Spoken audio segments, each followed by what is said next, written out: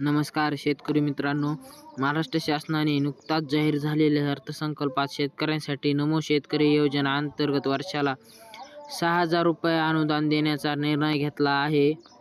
या निर्णयामुळे आता शेतकऱ्यांना वर्षाला एकूण 12,000 रुपये अनुदान मिळेल.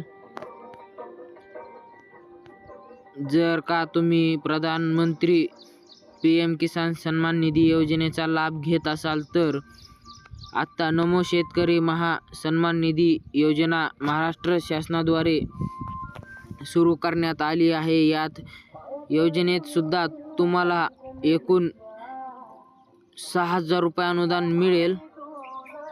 प्रधानमंत्री सन्मानित निधी योजना ही शासनाच्या माध्यमातून चालवली जात आहे. आता महाराष्ट्र शासनाद्वारे ही नमो शेतकरी योजना राबवण्यात येणार आहे.